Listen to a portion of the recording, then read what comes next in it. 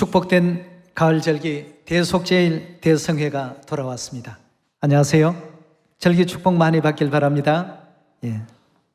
대속제일 대성회를 맞이해서 우리의 지난 모든 죄를 다시 한번 되돌아보고 그 큰 용서받을 수 없는 죄를 대속해 주시기까지 대신 그 죄짐을 짊어지고 가셨던 하늘아버지 하늘어머니의 그 희생과 그 은혜를 감사드릴 수 있는 금번 절기가 되었으면 합니다. 그래서 우리들도 이번 대속제일을 통해서 온전한 또 회개와 속죄의 그 기도를 올바르게 또 하나님께 올려서 아벨의 제단과 같이 하나님께서 또 기쁘시게 받으시는 온전한 회개의 역사가 또 이루어져서 늦은 빛 성령의 축복 속에서 온 인류 인생들에게 생명의 진리를 올바르게 또 다 전파하고 아버지 이 땅에 강림하실 날을 앞당길 수 있는 역사가 반드시 또 일어나리라고 믿습니다. 우리 위해서, 우리 죄 사함을 위해서 기도하고 계시는 어머니의 그 기도가 헛되지 않도록끔 우리 자녀들이 다시는 또 죄에 또 연루되는 그런 일이 또 없어야 되겠고요. 성결함 속에서 하나님께서 허락하실 늦은 빛 성령의 축복도 죄 사함 가운데서 회개하는 가운데서 간구할 수 있는 여러분과 제가 꼭 되길 바라겠습니다. 오늘 대속제일 절기에 대한 절기의 그 유래와 의식과 그 절기가 가지고 있는 의미에 대해서 절기의 백성들로서 한번 살펴볼 필요가 있겠습니다. 대속제일 절기는 성력 달력으로 말하면 7월 10일에 이루어진 절기가 되겠습니다. 그럼 7월 10일 이전에 어떤 일이 있었느냐 하면 모세가 첫 번 십계명을 받으러 시내산에 올라갔을 때 40일 동안 내려오지 않았습니다. 40일 동안 물도 먹지 않고 떡도 먹지 아니하고 그런 가운데서 금식을 하면서 하나님께 십계명을 굉장히 참 소중한 의식 속에서 받는 어떤 그런 입장 가운데 놓여 있었습니다. 근데 산 아래쪽에서는 이스라엘 백성들의 생각에는 지도자가 산에 올라갔는데 내려오지를 않으니까 물도 먹을 수 없고 어떤 양식도 먹을 수 없는 환경 가운데서 내려오지 않으니까 모세가 이건 필시 죽었을 것이다 이렇게 추정을 하고 자기들을 젖과 꿀이 흐르는 가나안 땅까지 인도해 줄 지도자, 다시 말하면 이제 뭐 어떤 한 다른 신을 이제 만들자는 의견이 나왔습니다. 그래서 만들어진 것이 금송아지 우상이었습니다. 이 금송아지 우상을 만들어 놓고 거기에서 이제 춤을 추며 뛰놀고 보기에 너무나도 우상을 엄란히 섬겼기 때문에 하나님께서 굉장히 진노했습니다. 이 금식하고 있는 모세에게 하나님께서는 네 백성들을 좀 저 행하는 행태를 한번 보라 말이죠. 저들이 저렇게 우상을 숭배함으로써 나의 노를 격발한다고 말이죠. 모세가 들고 있던 받은 그 십계명을 가지고 산 아래로 내려오면서 너무나도 참 격분했습니다. 성경의 기록을 바라보게 되면 모세는 이 지구상에 사는 사람들 중에 가장 온유한 어떤 품성을 가졌다라고 말할 만큼 그 품성이 굉장히 참 온유했습니다. 그렇지만 하나님의 어떤 뜻을 대적하고 거스리고 불순종하는 장면을 보니까 이건 화가 이제 머리끝까지 치솟았습니다. 자기들을 구원해 주시고 그 죄악의 땅 애굽에서 건져 주시고 또 젖과 꿀이 흐르는 가나안 땅까지 인도하려 하신 하나님의 그 위대하신 그 뜻을 헤아리지 못하고 금방 저렇게 돌변해서 다른 신을 엄란히 또 섬기고 있는 장면을 보니까 모세로서는 너무 답답하고 안타까웠습니다. 그래서 가지고 내려오던 십계명을 기록해 주신 그 돌비를 산 아래에 던져서 깨트려 버리게 됐죠. 그리고는 내려와서 우상 숭배한 모든 자들을 처벌하게 됐던 것입니다. 그날에 3,000명이나 되는 사람들이 우상 숭배했던 자들이 죽임을 당했습니다. 그리고 그날부터 이제 하나님께 자신들의 죄에 대해서 무엇이 잘못되었는지 온전히 또 회개하고 하나님 앞에 간절히 용서를 이제 구했습니다. 하나님께서 그들의 그 악한 죄를 진정 회개하는 어떤 장면을 보고 두 번째 십계명을 다시 주겠다고 산으로 올라오라고 명하셨습니다. 그래서 모세가 두 번째 십계명을 받기 위해서 시내산에 올라간 날이 성력 6월 1일이었습니다. 6월 1일부터 산에 올라가서 또다시 40일 금식을 하고 나니까 성력 7월 10일이 되었습니다. 두 번째 십계명을 받아 가지고 내려오던 그날을 택해서 하나님께서는 이스라엘의 죄를 용서해 주셨다라고 하는 대속죄일이라는 절기를 정해 놓으시게 된 것입니다. 그래서 해마다 성력 7월 10일이면 대제사장은 지성소에 들어가시게 되는데, 제사장들이 평시에 백성들의 죄를 속죄하는 의식을 집행하게 될 때에는 바깥 성전 제단에서 주로 행하게 되고, 그리고 성소까지는 날마다 이렇게 출입이 가능했습니다만, 오직 지성소는 대속죄일날 대제사장 한 사람만이 1년에 한 번 피를 가지고 들어가는 그런 날이 되겠습니다. 지성소에 들어갈 수 있는 유일한 날이 바로 오늘입니다. 오늘 이 대속죄일은 그래서 백성의 모든 죄를 사해 주시고 제사장들의 죄까지도 다 사해 주시고 모든 이스라엘 백성들 전체의 죄를 다 속하는 위대하고 큰 의미를 가진 날이라고 볼 수 있겠습니다. 그럼 오늘 여기서 우리는 대속죄일 절기 속에 집행했던 구약 율법 속의 어떤 그 의식을 통해서 오늘날 신약 시대에 와서 그리스도께서 어떤 대속의 제물로서 우리 죄를 대신해서 희생하실 것인가에 대한 그 장면을 성경을 통해서 한번 살펴보도록 하겠습니다. 구약 성경 스바냐서 3장 16절의 말씀 먼저 한번 살피도록 하겠습니다. 그날에 사람이 예루살렘에게 이르기를 두려워하지 말라. 시온아 내 손을 늘어뜨리지 말라. 너희의 하나님 여호와가 너희 가운데 계시니 그는 구원을 베푸실 전능자시라. 그가 너로 인하여 기쁨을 이기지 못하여 하시며 너를 잠잠히 사랑하시며 너로 인하여 즐거이 부르며 기뻐하시리라 하리라. 내가 대회로, 여기서 대회라고 하는 것은 절기를 의미하고 있죠. 절기로 인하여 근심하는 자를 모으리니 그들은 내게 속한 자라.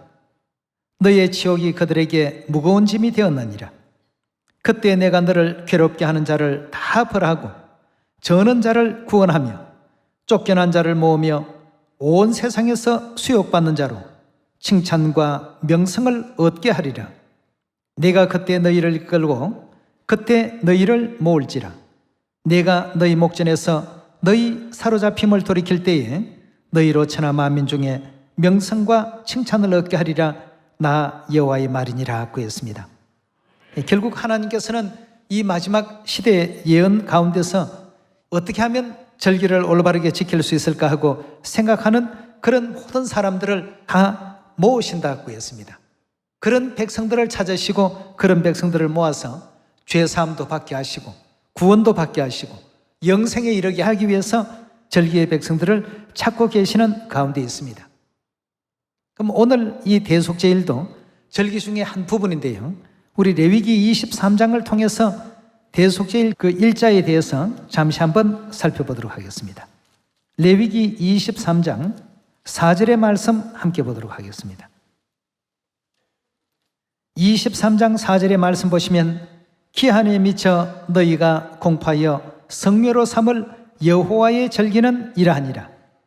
절기 중에 정월 14일은 여호와의 유월절이요 정월 15일은 무교절이니 이달 15일은 무교절이니 하면서 유월절과 무교절에부터 7가지 그 절기에 대한 설명을 지금 진행하고 계십니다. 레위기 23장 26절의 말씀 보시면 여호와께서 모세에게 일러 가라사대 7월 10일은 무슨 절기라고요? 속죄일이니, 이 죄를 대속받는 속죄일이니 너희에게 성회라. 너희는 스스로 괴롭게 하며 여호와께 화제로 드리라 하고 했습니다. 이렇게 성력 7월 10일은 하나님의 그 절기 중에 대속죄일, 속죄일 절기로서 하나님께서 정해놓으시게 된 것입니다. 자, 그렇다면 이 대속죄일에는 어떤 절기의 의식이 그 속에 포함되어 있고 또 그것이 의미하는 바는 무엇인가에 대해서 우리 레위기 16장으로 말씀 한번 돌아가 보도록 합시다. 레위기서 16장입니다. 대속죄일 절기의 의식 가운데 우리가 또 깊이 생각해야 될 부분이 대제사장이 속죄제 염소의 희생의 피를 가지고 지성소 안으로 1년에 딱 한 번 들어간다는 것과 6절의 말씀 보시면 아론은 자기를 위하여 속죄제에 수송아지를 드리되 자기와 권속을 위하여 속죄하고 또 그 두 염소를 취하여 회막문 여호와 앞에 두고 두 염소를 위하여 제비를 뽑되 한 제비는 여호와를 위하고 한 제비는 아사셀을 위하여 할지며 아론은 여호와를 위하여 제비 뽑은 염소를 속죄제로 드리고 아사셀을 위하여 제비 뽑은 염소는 산대로 여호와 앞에 두었다가 그것으로 속죄하고 아사셀을 위하여 광야로 보낼지니라. 아론은 자기를 위하여 속죄제에 수송아지를 드리되 자기와 권속을 위하여 속죄하고 또 자기를 위한 그 속죄제 수송아지를 잡고 향로를 취하여 여호와 앞 단 위에 피운 불을 그것에 채우고 또 두 손에 곱게 간 향기로운 향을 채워 장 안에 들어가서 여호와 앞에서 분향하여 향년으로 정극궤 위 속죄소를 가리우게 할지니 그리하면 그가 죽음을 면할 것이며 그는 또 수송아지의 피를 취하여 손가락으로 속죄소 동편에 뿌리고 또 손가락으로 그 피를 속죄소 앞에 7번 뿌릴 것이며 또 백성을 위한 속죄제 염소를 잡아 그 피를 가지고 장 안에 들어가서 그 수송아지의 피를 행함같이 그 피를 행하여 속죄소 위와 속죄소 앞에 뿌릴지니 곧 이스라엘 자손의 부정과 그 범한 모든 죄를 인하여 지성소를 위하여 속죄하고 또 그들의 부정한 중에 있는 회막을 위하여 그같이 할 것이라 하였습니다. 가장 중요한 대목 가운데 그 한 부분이 아사셀 수염소와 속죄제 수염소로 이제 두 마리의 수염소를 취하게 되는데요. 그 아사셀 수염소에 대한 그 장면이 참 중요한 부분이 되겠습니다. 20절로 넘어가 보겠습니다. 레위기 16장 20절의 말씀 보시면 그 지성소와 회막과 단을 위하여 속죄하기를 마친 후에 산염소를 들이되 아론은 두 손으로 산염소의 머리에 안수하여 이스라엘 자손의 모든 불의와 그 범한 모든 죄를 고하고 그 죄를 염소의 머리에 두어 미리 정한 사람에게 맡겨 광야로 보낼지니 염소가 그들의 모든 불의를 지고 무인지경에 이르거든 그는 그 염소를 광야에 놓을지니라. 아론은 회막에 들어가서 그 지성소에 들어갈 때 입었던 세마포옷을 벗어 거기 두고 거룩한 곳에 물로 몸을 씻고 자기 옷을 입고 나와서 자기의 번제와 백성의 번제를 드려 자기 백성을 위하여 속죄하고 속죄제 희생의 기름을 단에 불사를 것이요 염소를 아사셀에게 보낸 자는 옷을 빨고 물로 몸을 씻은 후에 진에 들어올 것이며 속죄제 수송아지와 속죄제 염소의 피를 성소로 들여다가 속죄하였은즉 그 가죽과 고기와 똥을 밖으로 내어다가 불사를 것이요 불사른 자는 옷을 빨고 물로 몸을 씻은 후에 진에 들어올지니라. 너희는 영원히 이 규례를 지킬지라. 7월 곧 그 달 10일에 너희는 스스로 괴롭게 하고 아무 일도 하지 말며 본토인이든지 너희 중에 우가하는 객이든지 그리할지니라 하고 했습니다. 자, 여기 이제 지금 보면 두 마리의 염소가 이제 취한 바 되어서 하나는 백성들의 그 죄를 속하기 위한 속죄제 염소로서 한 마리는 아사셀을 위한 염소로서 이제 잡히게 됩니다. 백성들의 1년 동안 지었던 모든 죄를 그 아사셀 수염소 머리 위에 안수하고 그 아사셀 수염소를 광야로 끌어다가 사람이 아무도 살지 않는 막막한 그런 무인지경으로 내보내게 됩니다. 결국 그 염소는 사람이 없고 아무 먹을 것도 없고 이 무인지경 광야에서 헤매이다가 죽게 됩니다. 그럼으로써 이제 모든 죄를 사하는 의식이 끝이 나게 되죠.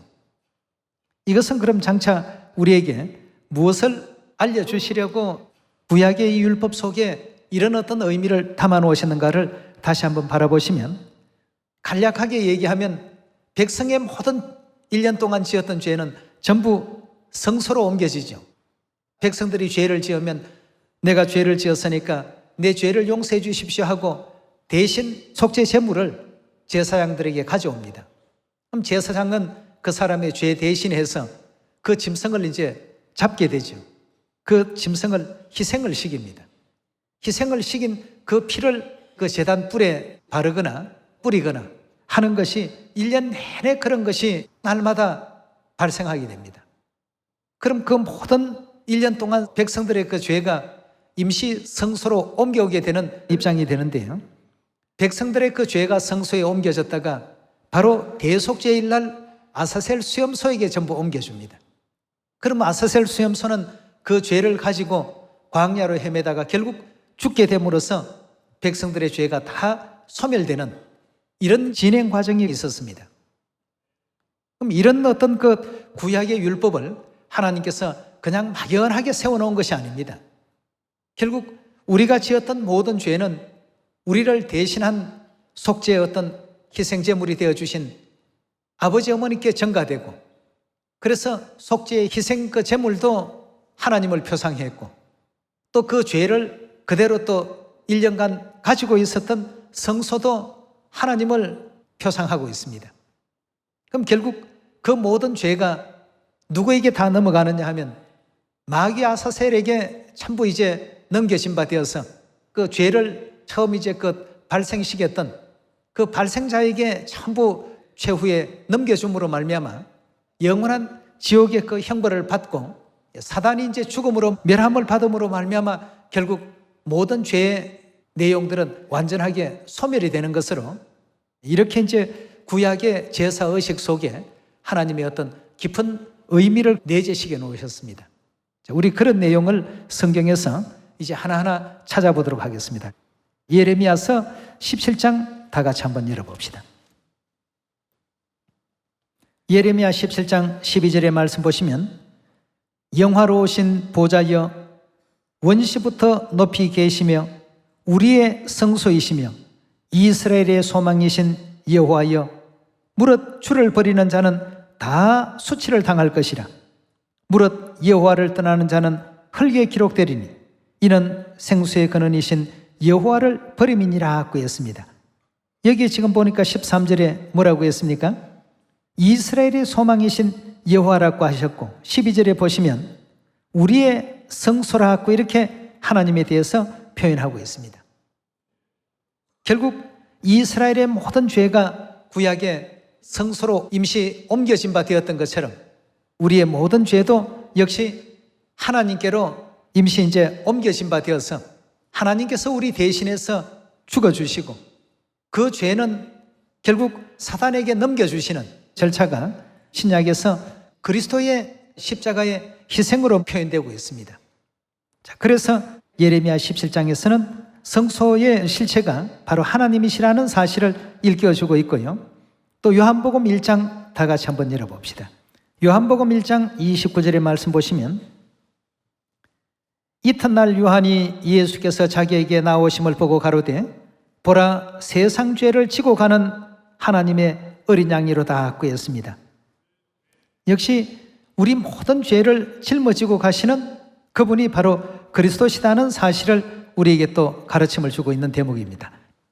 이사야 53장 4절의 말씀 보도록 하겠습니다. 그는 실로 우리의 질고를 지고 우리의 슬픔을 당하였거늘 우리는 생각하기를 그는 징벌을 받아서 하나님에게 맞으며 고난을 당한다 하였노라. 그가 찔림은 우리의 허물을 인하며 그가 상함은 우리의 죄악을 인함이라. 그가 징계를 받음으로 우리가 평화를 누리고 그가 채찍에 맞음으로 우리가 나음을 입었도다.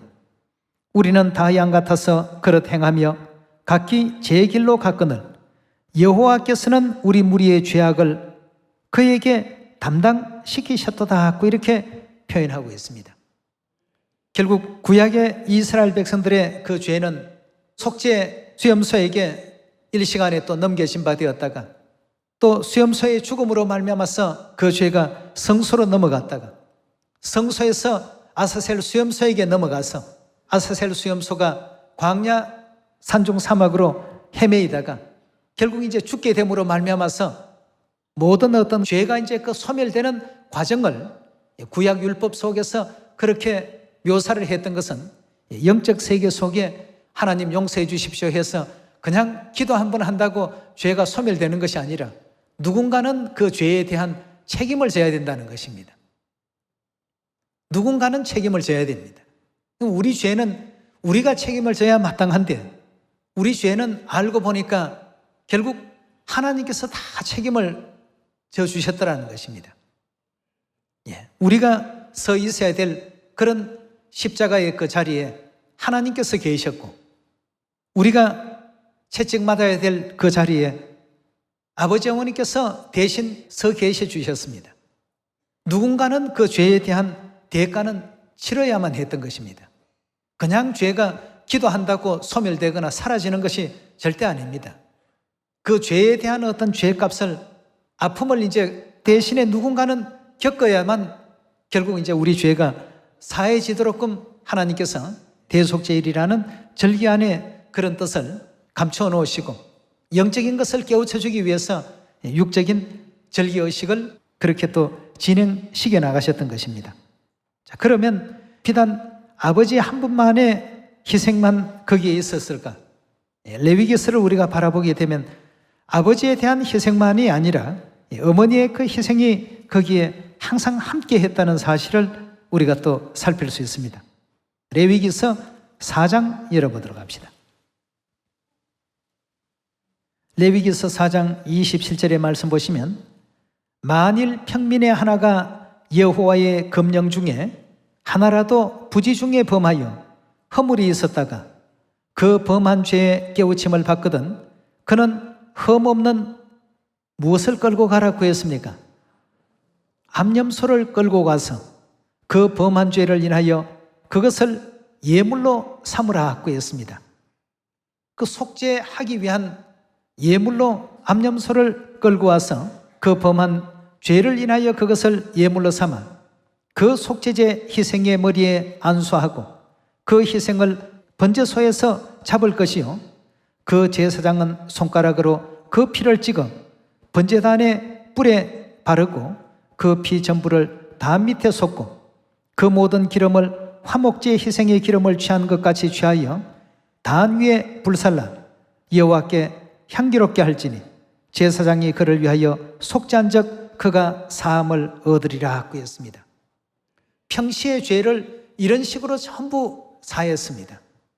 전부 우리 죄가 여기에 보면 순염소, 암염소 하고 이렇게 짐승의 그 성별을 이와 같이 구분을 전부 시켰습니다. 결국 이 모든 속죄의 어떤 희생제물은 아버지만의 어떤 몫이 아니었고 바로 또 어머니 하나님께서도 우리 자녀들을 위해서 이런 죄짐을 전부 짊어지셨다는 사실을 구약 절기의 어떤 예식 속에 하나님께서 전부 그 뜻을 담아 놓으셨습니다. 이런 아버지 어머니의 우리 대신하신 희생이 있었기에 오늘 우리가 이 대속죄일을 통해서 죄사함이라는 기쁨을 이제 얻을 수가 있고 영원한 천국 본향 돌아갈 수 있는 이와 같은 그 희망을 모두가 갖게 된 것 아니겠습니까? 그러나 밖으로 드러나는 어떤 표현에서는 그리스도의 어떤 죽으심, 십자가에 돌아가심 그 자체만을 모두가 생각하기 쉽습니다만 그림자의 어떤 율법 속에서는 반드시 이와 같은 어떤 뜻이 함께 내포되어 있다는 사실도 우리가 또 잊어서는 안 되겠습니다. 이렇게 해서 항상 평민이 죄를 지으면 암염소를 끌고 가서 그 제사장들에게 가서 자기의 죄를 자백하고 또 회개하는 어떤 심령 속에서 암염소를 대신 희생을 시켰습니다. 나 대신에 누군가는 죽어야 됩니다. 그래야만 그 죄가 사함을 받을 수 있고 속함을 받을 수가 있습니다. 우리 죄로 말미암아서 아버지의 희생과 어머니의 희생이 강요되었고 성소에 그 넘어갔던 우리 모든 죄가 결국 이제 죄를 처음 이제 발생시킨 원조가 되는 사단 마귀에게 온전히 또 옮겨짐으로 말미암아서 마귀는 무저갱 속에서 유리방황하다가 결국 이제 죽임을 맞이하는 이런 어떤 내용을 우리가 성경 속에서 확인할 수가 있습니다. 요한계시록 20장 10절의 말씀 함께 보겠습니다. 20장 10절의 말씀 보시면 또 저희를 미혹하는 마귀가 불과 유황못에 던지우니 거기는 그 짐승과 거짓 선지자도 있어 세세토록 밤낮 괴로움을 받으리라 하고 했습니다. 결국 이제 마귀는 이렇게 죽음의 그 장소로 내던져져서 형벌을 당하고 고통을 당하고 밤낮 괴로움 속에서 소멸되는 그 역사를 요한계시록 기록 가운데서 확인해 볼 수 있습니다. 이런 모든 내용은 구약의 아사셀 수염소가 광야 무인지경에 유리방황하다가 죽게 되는 그림자적 역사 속에서 하나님께서 이미 보여주셨던 어떤 내용이 되겠습니다. 이것이 이제 그 죄가 소멸되는 어떤 하나의 그 과정이었습니다.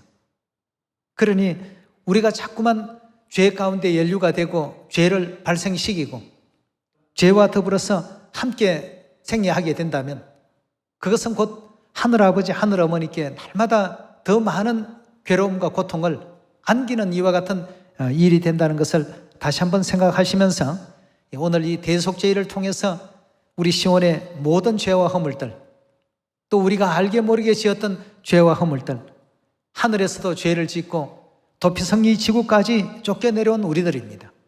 우리가 죄인됨을 알지 못하고 이 땅에서 교만을 부리고 이 땅에서 하나님의 뜻을 거스리고 거역하고 이렇게 살아서는 안 되겠습니다. 이곳이 영적인 어떤 도피성리요, 즉 영혼의 감옥이라고 본다면 이 감옥 안에서 가장 좋은 어떤 태도와 모습은 회개하는 죄인입니다.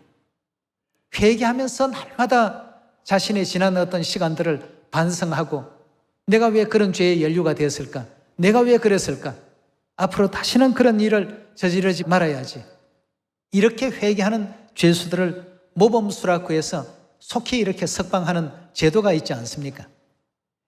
오늘날 우리들도 주여 저는 죄인으로소이다 하는 세리의 기도와 같이 날마다 하나님 앞에 우리가 또 죄인됨을 잊지 말고 또 우리 죄를 대신해서 십자가에 희생당해 주시고 번제단에 희생제물이 되어주신 하늘아버지 하늘어머니 그 은혜를 잊지 않는 대속죄일 절기가 되었으면 좋겠습니다.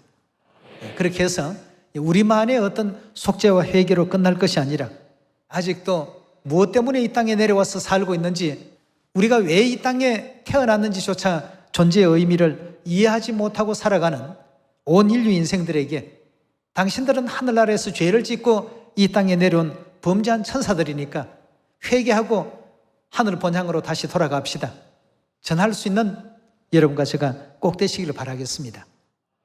그래서 이 새 언약 진리 안에 들어와서 또다시 어떤 범죄의 역사가 일어난다면 이제는 속죄하는 제사가 없다라고 했습니다.